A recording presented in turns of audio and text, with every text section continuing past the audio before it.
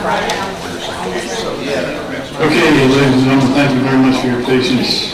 At this time, if you would please stand and join us with the invocation and pledge. Heavenly Father, we ask that you be with us this evening as we make important decisions for our council, citizens, constituents. We ask that you bless our first responders, make sure that everyone comes safely home tonight. We also ask that you bless our military overseas and make sure everyone comes home safely after their tour. All this we ask in Jesus' name. Amen. Amen. I pledge allegiance to the flag of the United States of America and to the republic for which it stands, one nation, under God, indivisible, with liberty and justice for all.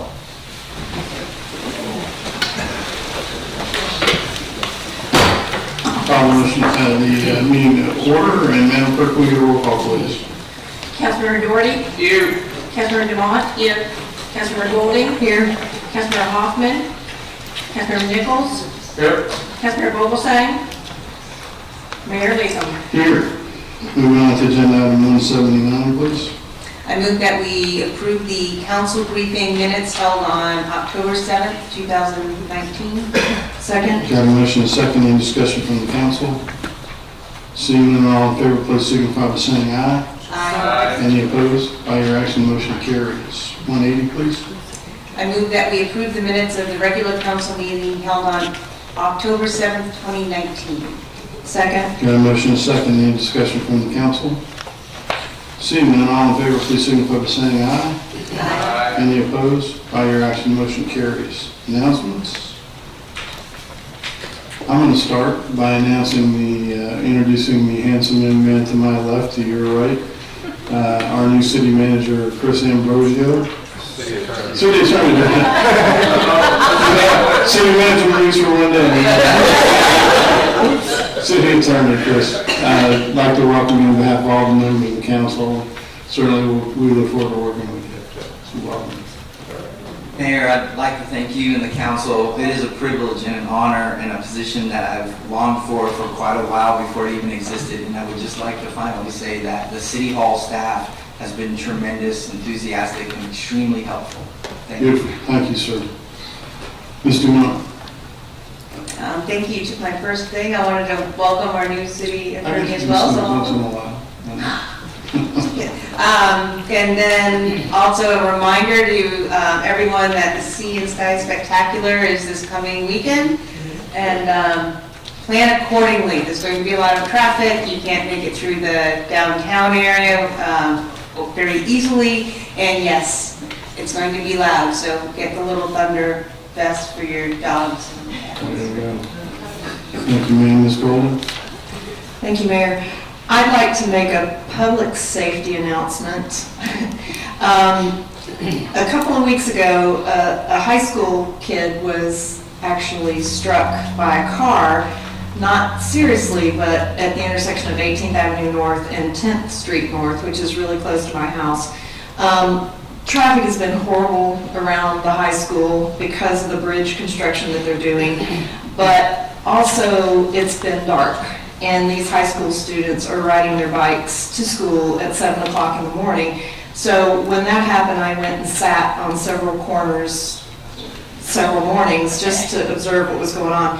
And for anybody who's in the audience who has kids, I'd like to urge you to make sure that your kids have lights on your bicycles, because what I saw was the majority of the kids on the bicycles have no lights on their bicycles, and number two, they don't stop at the intersections. And that's what happened with the young guy that was hit. The good thing is the car was not going that fast, but I've talked to the PTSA president, and I've talked to the principal, and I've asked them to do some communication with the parents and the students to try to increase the awareness of what the kids and the parents need to be doing, but wanted to make everyone else aware of this because, I mean, I know we're going to have daylight savings time coming soon, and it can't come soon enough, but between now and then, I hope that the kids can stay safe. So thank you to Chief Smith for all that you guys do. He was able to help me get some additional information as well. So let's stay safe out there. Thank you. Thank you, ma'am. Mr. Nichols. In addition to the Blue Angels coming, which I'm looking forward to, the Flounder Pounder Fishing Tournament is this weekend too. Chip Davis puts that on. Then all the proceeds go to the Jacksonville School for Autism, and it'll be, I'm not even sure what the name of the restaurant is and stuff where it's the marina. Bobby, Yes. it's Bobby. Mojave, okay. But it's a great event, and I'd recommend supporting it. Thank you. Thank you, sir. Going to move on to courtesy of the floor. We've got a few cards today that are on top of agenda items. First, Ken Marsh. Ken, if you come forward, give us your name and address. You have 3 minutes, sir. Ken Marsh, 2011 Gale Avenue. Just want to say I attended the briefing that we just had, and I don't normally grade your council briefings, but I did on this one. And I'd have to give that one an A. It was probably one of the most productive council briefings that I've seen. There was compromise that was made, and some good action items that came out of it. One of the takeaways, by the way, at the end was to make sure that we live stream these things, because it was so good, the citizens should get a view of that and listen to that. So I hope that we carry that one forward. I also want to say I 100% agree with what Francis had to say in the meeting. I agree with refreshing the various vision plans and action plans that we have out there. I would encourage that we really look hard, however, at that 1987 plan, because there is so much in there, so much detail as it relates to percentage of retail and office and residential and landscaping. And all. There's just pedestrian walkway. There's so much in there. So when we talk about, there was a discussion perhaps about a new one. I would tell you, taking the 1987, refreshing it, taking a look at that 2007, and just see what's in and out. That one, even the 2007 vision plan, which I've talked about, forever, is not as detailed as the 87 plan, which has expired. So I ask that whoever we get to look at that, we use that as a foundation, and then just figure out how to dovetail the other ones in. That being said, I don't agree with any charrettes. I think the citizens have been part of enough of what they want downtown. We know we want mixed use of shops and retails, and all of those vision plans kind of tell us that. Really, the devil is in the details and getting this thing executed. You had a great conversation. But that was a conversation. Now it's time to take that conversation, take action. If we do another vision plan, and the citizens see another vision plan, and nothing is getting done, that just creates more frustration. So again, making sure that we've got this vision plan and a clear path to execution will be critical. Again, great job on that briefing. Thank you. Thank you, Ken. Casey Jones. Casey, if you come forward, give us your name and address. You have 3 minutes, sir. Casey Jones, 125 11th Street. Just wanted to check on when would the secret of a lighting ordinance be voted on? I know y'all just changed attorneys. I don't know if there was any communication when that was. It's his first day, Casey. Sir? It's his first day. Oh, okay. All right. Take it easy on me. So, but just curious, and I know the amber light did get checked off with the police department, so just seeing what kind of shield y'all are possibly want to buy, or a new light fixture, or something that I'd heard. So I was just checking on that. I appreciate y'all letting me speak. Thank you. Sure. Chief Smith, did you want to address that? Yeah. Do you want more information? Yeah, if you, yeah. I just got the information, basically the first light put in The committee, and including law enforcement, wasn't too happy with the brightness of it. It was real dark, and we're concerned about that. So we have since approved the second one, or the committee did, and it's up testing now, and they're evaluating it. So the second one is up. Okay. Yes. Thanks, Chief. Appreciate it. Mary Frozen. Mary, if you come forward, give us your name and address. Did I pronounce that correctly? No. I'm reminded of the Disney movie. It's Frozio. You're forgiven. Good evening, 1830 Nightfall Drive, Neptune Beach. And good evening, council members and mayor, and the new city attorney. Welcome. My comments are a continuation of the October 7th public comments concerning the Kings Bridge and the gate at Lakeside Drive. A few of us are back here tonight again with some new information as it relates to the Kings Bridge. Some questions have come up about the capacity of the new bridge, and they've been asked by our neighbors as well as council. And I posed the question to Leon Smith, the Director of Public Works for Neptune Beach. And what I think you have in front of you are copies of his email. But before we get to the email, let me just give you some background information. I'm not going to assume that everybody knows the story here, and we'll sort of roll this out as as months go by. The gate was in large part built because of the weak and failing Kings Bridge. In fact, the FDOT downgraded it from a 25-ton bridge to a 10-ton bridge because of cracking in the wood, essentially. Therefore, all construction trucks and garbage trucks, etc., that needed to access our neighborhood had to go through the gate because of this limitation in tonnage. So switching over to Leon's emails, I won't read them all, but essentially I posed the question to Leon, what's the story on the bridge, what's the capacity of the bridge, and he spoke to Parsons Engineering, who's constructing the bridge, and they said it has been constructed to the FDOT specifications, and it will handle all legal loads. They said you could drive a tank over it. They said it will handle hurricane force winds and is built with stainless steel reinforcement so as to last longer due to the salt environment. The roadway approaches are also being strengthened with a new, stronger subbase. Hope this answers your questions. Well, it certainly did, but he went one step further. Our Parsons engineers sent Leon the specifications, the load rating calculations, and that is the second page of the emails. And you can see that the design vehicle rating is 53.6 tons, and the FDOT permit vehicle rating is 102 tons. Mary, I just want to tell you, you've got less than 30 seconds, so you might want Oh, I'm almost done.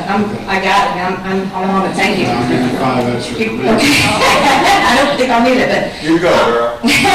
So anyway, the point is, it's going to be absolutely capable of handling whatever load. The final email to Leon, the question I pose is, would you anticipate that the gate could be closed as a result of the new bridge being able to handle construction or garbage truck at that weight? To which Leon said the gate would not need to be open for construction or garbage trucks. The new bridge will handle the load. That's all I got. Thank you. I just wanted to put this in for the record. Thank you. It's in the record, and everything I told you last time you guys were here is the same, and we're looking for a finalization for our legal procedure so that it doesn't come up again. And we're going to give our city attorney at least one more day. Well, just know that we want to just keep on coming back. See you guys. May I sound I'll pronounce your name right. Thank you. Frozio. Thank you. Thank you. Okay, Ellen Foley. Ellen, if you come forward, give us your name and address, you'll have 3 minutes, ma'am. My name is Ellen Foley. My address is 4235 Marsh Landing Boulevard in Jacksonville Beach. It is not Ponte Vedra. All right. I was here over a year ago, Mayor Latham, September 17th, 2018, to discuss something that is very dear to my heart. It's my body and soul, but I know you've all played it. It's called croquet. Now, there's 3 new people here, Corey and Sandy and Georgette. I think you're the new members of the city council. Have you ever played croquet in your life?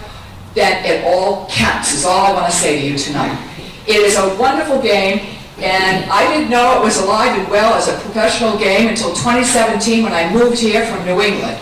I was asleep for 40 years of Rip Van Winkle, I guess. I don't know, but I didn't know it. So I'm really perplexed at why it has taken so long, Mr. Mayor, because I know the golf is big and crucial to the city of the beach.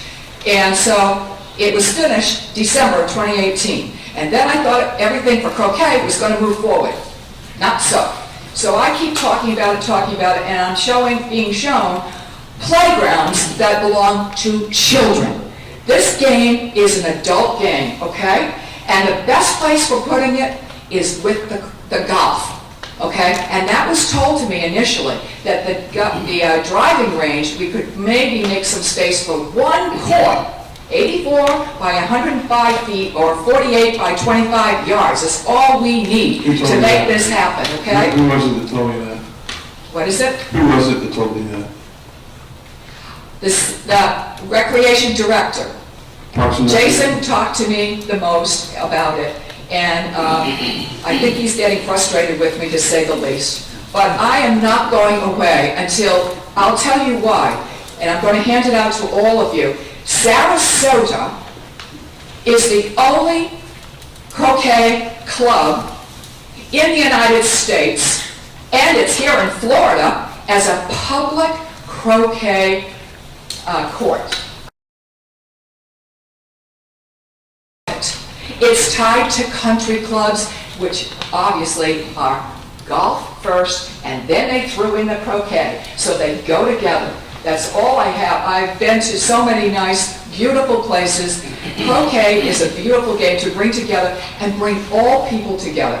I have spoken to black people, I have spoken to Asian people, Filipinos, and they all say, oh, I played that at my grandmother's house. It all counts. And it's a beautiful way of bringing people together, okay? So all I want is that much, and I have a little envelope for you. I didn't know who to give it to, Mr. Mayor, but I think you should get it, and then everybody can have a little piece about what happened at Sarasota is fabulous. You can just give that But to the I want it to clerk be now. on the first coast, and I want Jacksonville Beach to be the first to start a public croquet court.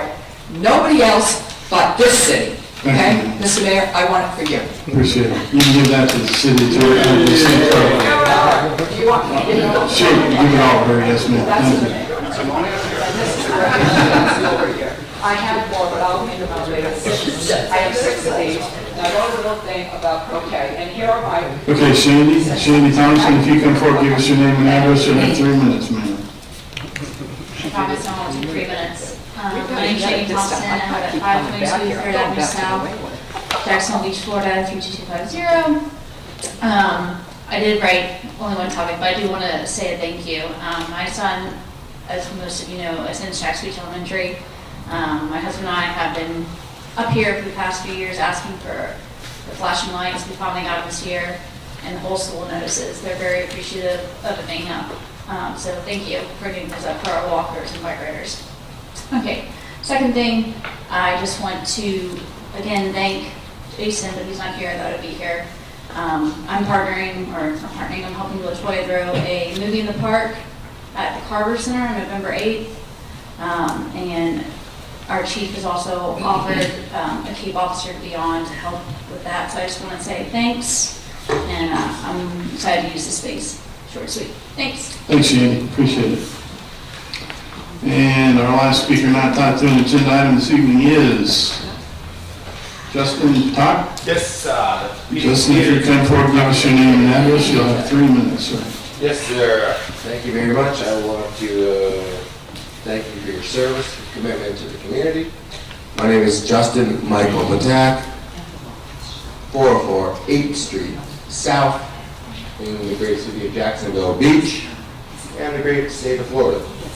I would like to focus on the public welfare, economic development. I have a plethora of ideas, and I would love to speak with y'all individually or in a group meeting, a setting, maybe we can set that up later.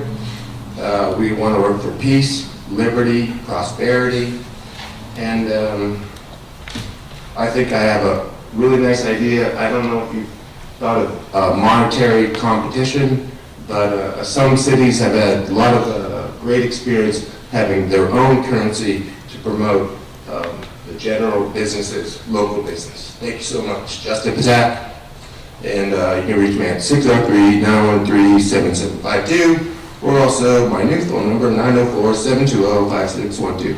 Justin Patak, San Pablo Motion Picture Studio, Justin Patak Agency. Thank you, Justin, appreciate it. 151 minute left. I'll leave it for everyone else. Thank you so much, Thank you, sir. Charlotte, Appreciate and it. all you, Sir Attorney. Welcome to the job. Okay, that closes the public hearing. Moving on to agenda item 181, please. I make a motion that we approve the monthly financial reports for the month of September. Second? Got a motion and a second, any discussion from the council? Ms. Golden? I do have one question, Ashley. And maybe you've answered this before, so I apologize if this is a repeat.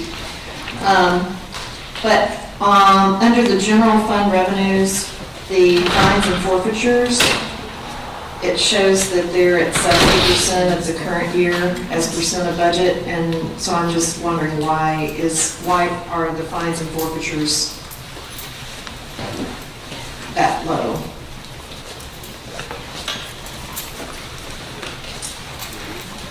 Ashley Gossett, CFO. And I don't have an answer for you right now, I'm sorry. Fines and forfeitures, other revenues are distributed as from other agencies, and sometimes we have issues with timing, and so I'll look that up for you and get that answer to you. Okay, thank you. Any other questions from the council? Seeing none, roll call, please. Councilmember Doherty? Yes. Councilmember Demott? Yes. Councilmember Golding? Yes. Councilmember Nichols? Yes. Mayor Latham? Yes. And 182. I make a motion that we approve a budget increase not to exceed $150,000 to contract with LJ Malone, general contractor, for the expansion of Beaches Energy Services Guana substation. Second? Got a motion and a second. Ms. Nelson?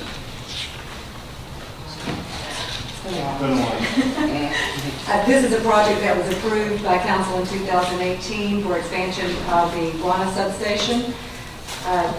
Construction began also in summer of 2018, and as the progress has progressed on this project, Beaches Energy has identified the need to expand and revise the scope of the original project. So we are seeking an additional $150,000 to provide additional scope and expand the original project. Alan Putnam, Beaches Energy Director, is here to provide additional information. Hey, Alan. Alan Putnam, Beaches Energy. Yeah, the main purpose of this is when we finally they started constructing the substation, so energized portions of the substation called the bus was going to be very close to the oil containment. So oil containment is the transformer fails, the oil leaks out. This container built around it contains the oil from getting into the ground. With the new structure in place, we noticed that if someone were working in the area of the oil containment and if they fall off, they would contact the energized portion of the substation and could be killed. So for that reason, that's the main portion of the money that's going to be used for this increase. The second one was during the time around 2018, we were talking about standardizing our relays and controls for all of our substations. In the process, we noticed that this had not been designed that way, and we wanted to increase the design to meet those specs. So those are the main two reasons why we increased the price. Thank you, sir. Any questions from the council? Seeing none, roll call, please. Councilmember Demott? Yes. Councilmember Golding? Yes. Councilmember Nichols? Yes. Councilmember Doherty? Yes. Mayor Latham? Yes. 183, please. I make a motion to award RFP number 08-1819, design build contract for Sampson Substation Auto Transformer number 2, replacement 2019. Second? Got a motion and a second. Ms. Nelson? This item is related to another of our Beaches Energy substations at Sampson, and I'll ask Alan to again provide a summary. So, council approved an original budget of approximately $3 million to procure and install a new transformer at Sampson. This is our largest transformer in our system. It is currently being built. In the meantime, we needed a contractor to come in and do design build and you know, turnkey project for us, since we don't have the manpower or engineering capacity to do this. What this does is allows me to sit down with Burns and McDonnell and negotiate a price for the remainder of the project. Okay. Any questions or comments from the council? Seeing none, roll call, please. Councilmember Goldie? Yes. Councilmember Nichols? Yes. Councilmember Doherty? Yes. Councilmember Demott? Yes. Mayor Latham? Yes, and before we begin resolution and ordinances, I'm going to ask our previous interim city attorney, Ms. May, to come forward. And I want to address, you had a concern about ordinance number 2019-8116. That's the last item on the agenda. And if there are people waiting here, I want to go ahead and address this early so they don't have to sit here. So, Yes, sir. Denise May, Marks Gray, thank you. In regards to ordinance 2019-8116, you heard it on first reading October 7th, and it's back here with one amendment approved at that time. It has been brought to my attention, however, that there are further amendments needed to this ordinance. One of those are at page 5 of 10. And this is due to some Scrivener's errors that were corrected during the last ordinance. There was discussion by the council to change shall in section 4 to may. This was in order so that any question on whether this was a license or permit granted by the city was removed. In other words, those being given a permit would always know that this was actually a permit that could be revoked by the city at any time. In doing so, the sentence became a little discombobulated, such that it didn't make sense on what grounds we may, and Councilor Nichols is the one who called me on this, and I appreciate that. But we wanted to make clear under what conditions what we would or would not be able to deny a permit. So it's been recommended, I recommend, that we make a change to that wording to add in front of the unless, so long as the alcoholic beverage establishment is compliant with the requirements of this ordinance, and unless any of the following occur. Then it lists 3 items which, if they occur, would preclude the getting of a permit. Those include if your permit is under suspension at the time, if the alcoholic beverage establishment's license has been revoked, or a transfer of ownership. So it's really just wording to make that clarify. As long as you're compliant with the ordinance on the day that you come to renew, it will be granted unless these things occur. So it's just the changing of may to shall that we're recommending some added language there. Also, on page 5 of 10, a little further down in subsection 6, you'll also see this change at subsection 7 and on page 3 of 10, which is another place. And that's where we changed from 6 to 7. That change was because it was previously a typo. Florida statute 562.14, state statute, state beveraging laws, actually says that licensed premises may not serve between the hours of midnight and 7 a.m., not 6 a.m., unless there's an ordinance in the city that permits. Our ordinance permits the extension from midnight to 2 a.m., but we never intended to move it back up to 6 a.m. So that was a correction. Now what that does affect is that at subsection 6 on page 5 and at subsection C on the bottom of page 3, there's a wording in there that says, or be open for operation. Councilor Nichols' point, and it's a valid one, is that we didn't intend to preclude somebody who wanted to open at 6 a.m. and serve breakfast without serving alcohol from doing so for 10K runs or other such items. So it's recommended that we remove in those two sections the or be open for operation, such that it's just compliant with state law, says 7 a.m., but it would actually not talk to their operations. Now, the fact that we do speak to operations is a substantial change to the ordinance. So I see that in order to do that, I would recommend, I'll be looking for 2 motions tonight from you, after you hear from the public, of course. But the first motion I would be seeking is a motion to amend Section 4-2 for the corrections as I've just explained. And that motion could be that simple to say, as amended on the floor by council. If that's approved, I would look for a second motion that would say that the second motion would be a motion to bring ordinance 29-8116 as amended for third reading on November 4th. It's just that we now speak to operation hours, and I find that a substantial change under the law that would be required to bring brought before a second public hearing for that change. Okay.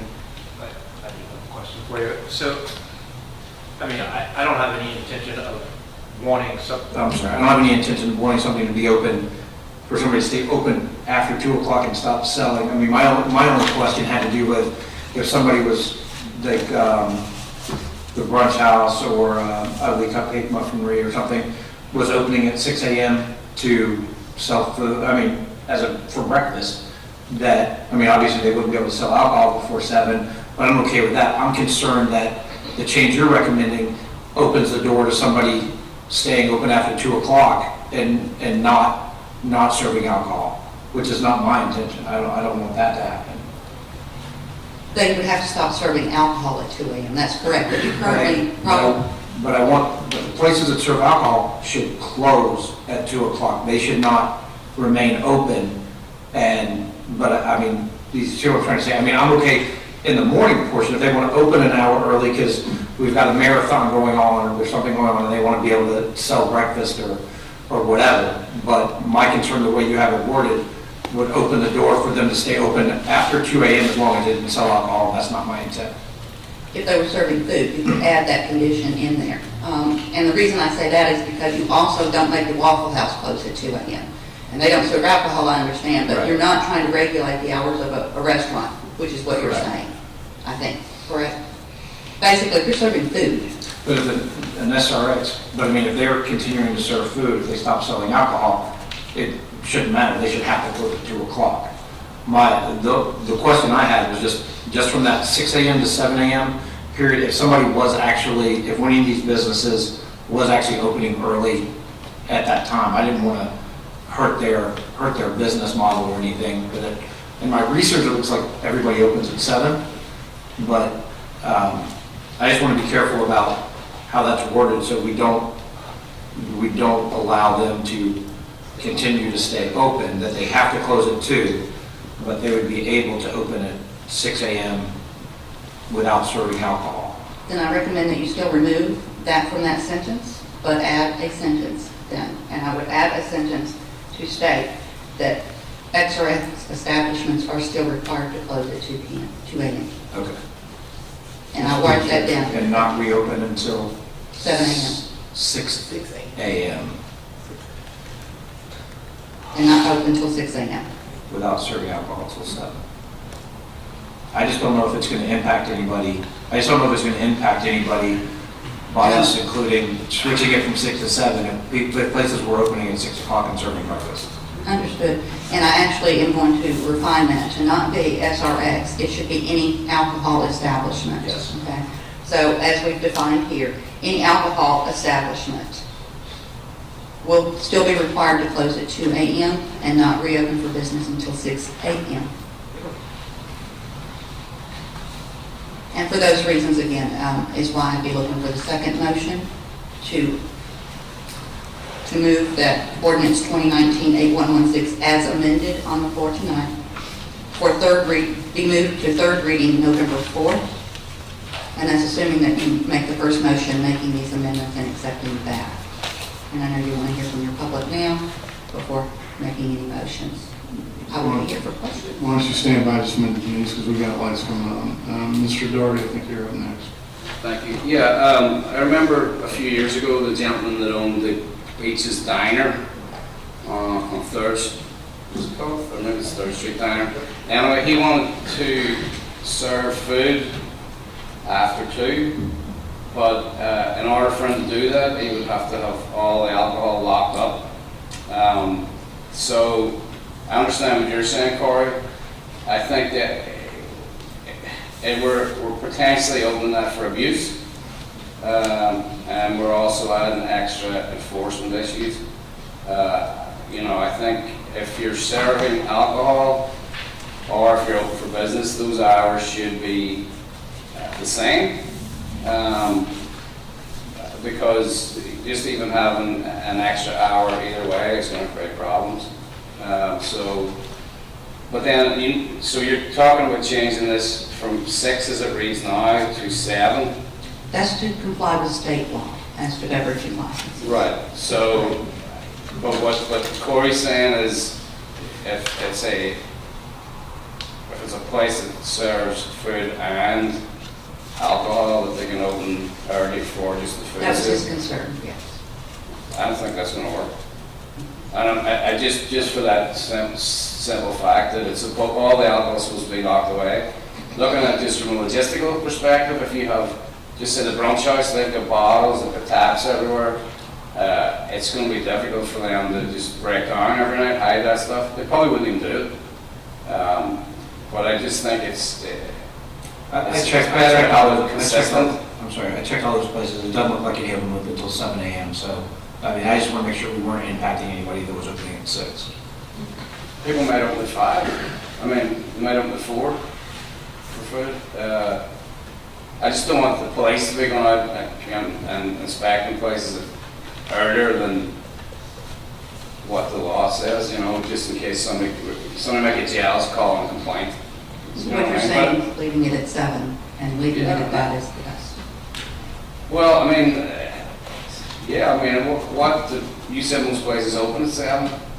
Yes. My question was, if somebody was currently opening at 6, I didn't want to impact them by the change in this, but I know I can't find any place that sells alcohol and all the brunch places open at 7 a.m. Yeah. I mean, so you're saying the state law now says 7, midnight to 7? It does, and I believe what you're saying is that by state law, they have to have it all locked up and put away, so the chances of any of them actually ever opening at 6 is nil, only because state would come in and take their license for having it out. Right. And so it's probably just fine to leave it with, or just remove the language, or be open for operation and leave it be. Anybody who doesn't have alcohol out could still open, but their state is the one who's going to come out and take their license if they do. So if we leave it the way you have it in here and change it to 7, without modifying the be open for operations, then we do not have to have them come back for a 3rd reading, right? Because that's not a substantial change? Actually, I still recommend removing it from those 2 spots. Okay. Ms. Dumont, did you change your mind? Okay, we didn't ask for a motion, so would it be inappropriate to If you want do to, a second, or just delay the second reading with the suggested changes that you just mentioned? yes, I would look for one motion just to accept these amendments, and then a separate motion that would just move the reading as amended to November 4th. Okay. But you may want to hear from public before you make any of those motions. Is there anybody from the public who wishes to speak about this tonight?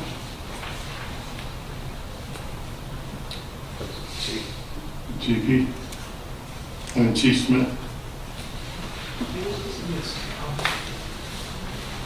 Gene Paul Smith, Chief of Police. If I'm hearing the argument correct, or the question is, can, for instance, Carrabba's, who serves alcohol, stop serving alcohol at 2 o'clock if they have an extended hours permit and stay open and serve food? Is that part of the question, or am I totally missing that? My concern was the way it was changing. We were trying to correct the morning issue, but just by moving the hours of operations, I think would open us up to that unfortunately, we don't want that to happen.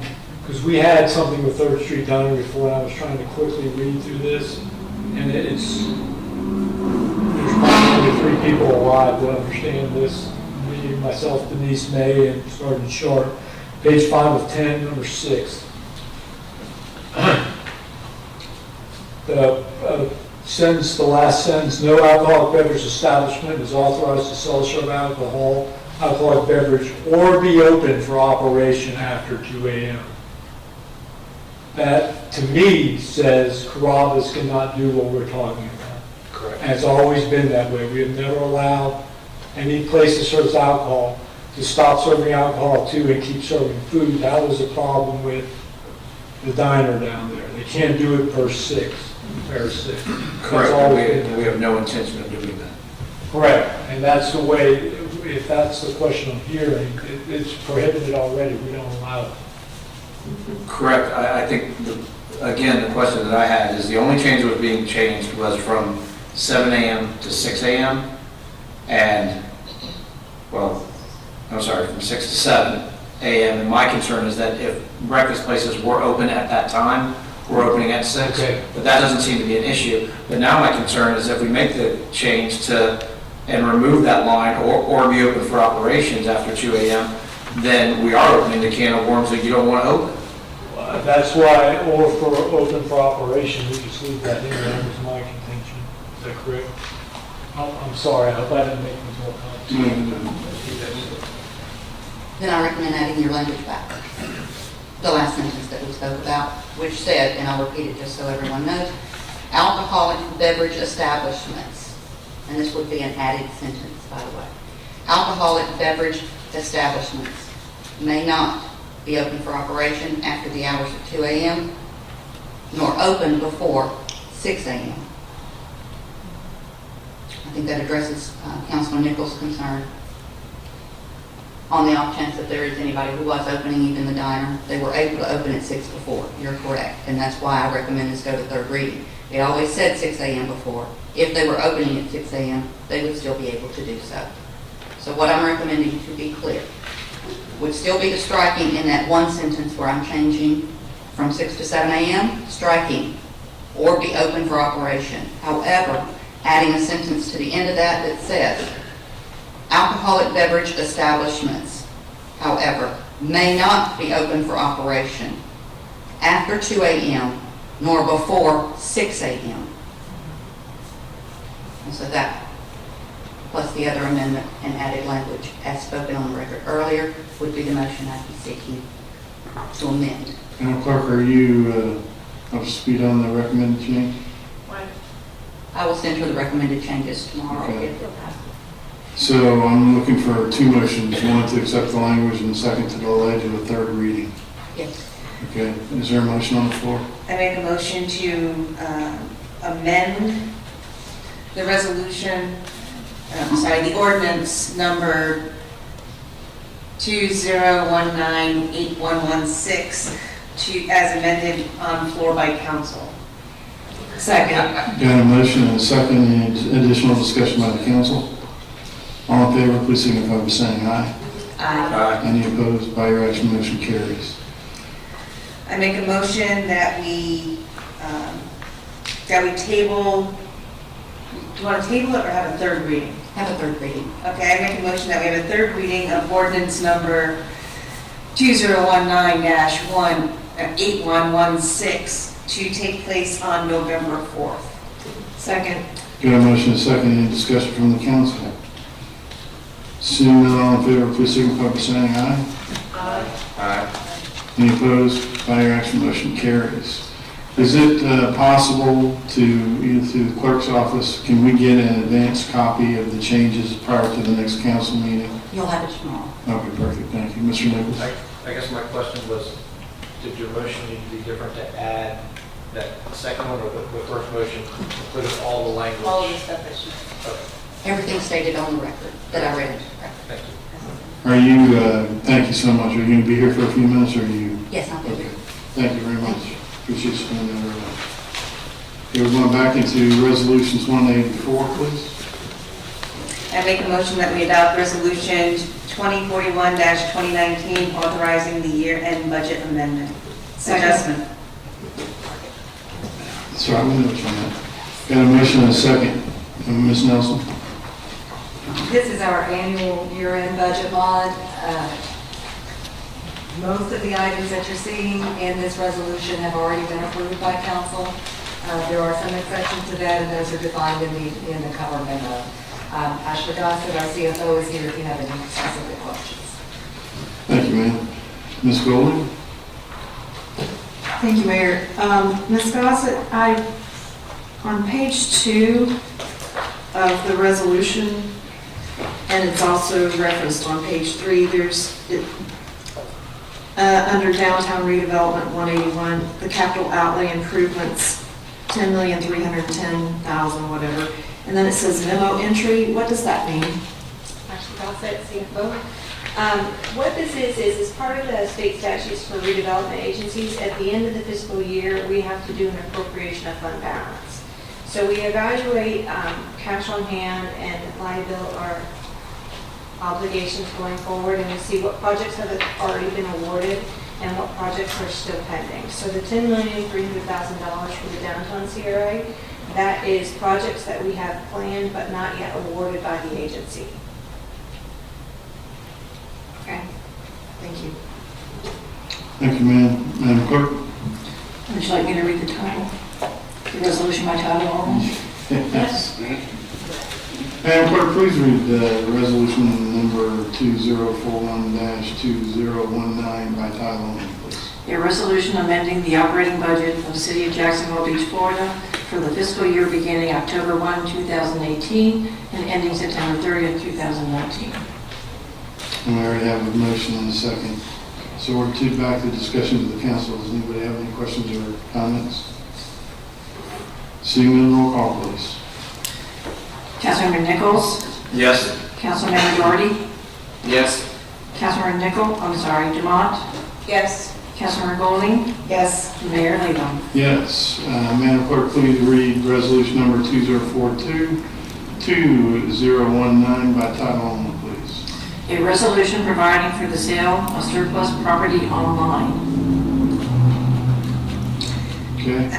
I make a motion that we adopt resolution number 2042-2019, providing for the sale of surplus property online. Second. Got a motion and a second. Ms. Nelson?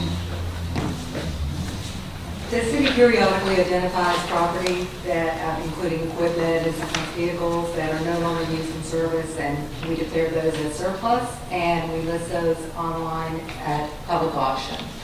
So we are seeking approval to list the attached items in this document for sale at public auction. Willis Flores, our property and procurement officer, is here if you have any questions. Thank you, ma'am. Didn't we talk about it one time? Did I forget something again? Oh, okay. Resolution? Sorry. That's all right. Didn't we talk about it one time doing this, setting it up so it would be automatic, we didn't have to approve it? We did have some discussion. Currently, is it by ordinance or is it in our charter that requires city council to approve auction items? At any rate, we have a legislative change that would have to take place before we can not have to bring these to you every time we want to list items for sale. I don't know if it's that important. Currently, we are bound by ordinance to bring them to you each time before we can list those auction items for sale. Okay. And so we could have some further discussion about whether or not you all want to amend that process. Okay. Thank you. Any other comments or questions? Seeing none, roll call, please. Councilmember Nichols? Yes. Councilmember Doherty? Yes. Councilmember Dumont? Yes. Councilmember Golding? Yes. Mayor Levon. Yes. Madam Clerk, please read resolution number 2043-2019 by title only, please. A resolution of the City of Jacksonville Beach, Florida, recognizing the week of October 21st to the 27th, 2019 as Florida City Government Week. I happily make a motion to adopt resolution number 2043-2019, recognizing Florida City Government Week. Second. Got a motion and a second. You would like to comment about it, Ms. Nelson, or? Just a brief introduction. This Florida City Government Week is sponsored by the Florida League of Cities with the intent to provide and foster civic education, collaboration, volunteerism, and more. Ted said, we would happily Happily. to see this concept. Thank you. Ms. Dumont, would you have some additional? Yes, I think this is great that we're doing this. You never know enough about your local government, that matters so much. And on Thursday, I'm going to be speaking with the 4th and 5th graders at Seabreeze Elementary School, who are members of First Lego League, about different issues in the city and how they can try and solve some of the problems. So should be interesting. I'll take some of the issues that we've discussed and present it to them and see what kind of solutions they come up with. But yes, happy local government. Great, I think we're going to go on. Okay, any other comments or questions from the council? Seeing none, roll call, please. Councilmember Doherty? Happily, yes. Councilmember Dumont? Ecstatically, yes. Ms. Dumont? Yes. Councilmember Goldie? Yes. Councilmember Nichols? Yes. Mayor Latham? Yes, and before we adjourn, I'd like to ask Denise May to come back forward, please.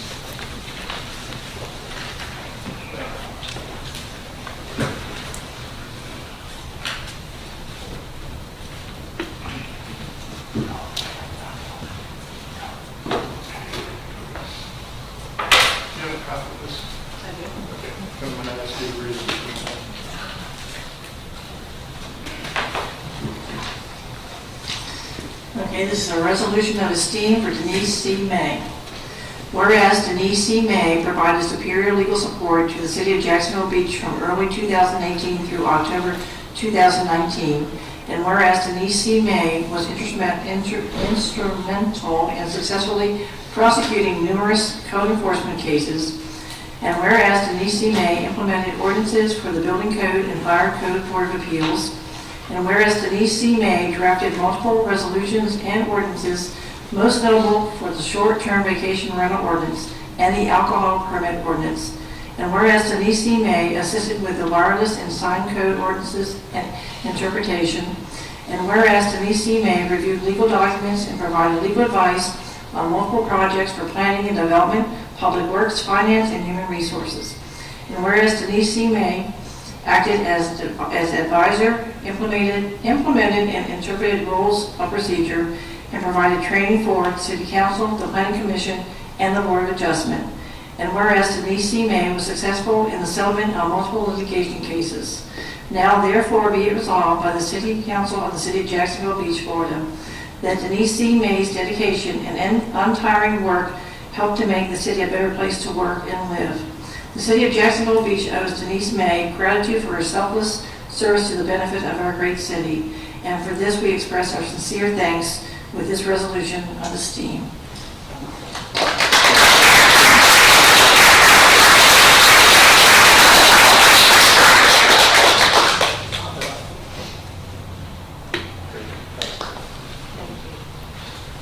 Okay, this meeting's adjourned. Have a great night. Council members, thank you so much. It has been my honor and my pleasure. I still stand ready to serve and to assist in any way that I can going forward. As I said, you know, I appreciate the time. Thank you. Thank you. Thank you. And you know where I'm at. I'm just down the road. Good girl. Good job. Oh, I couldn't-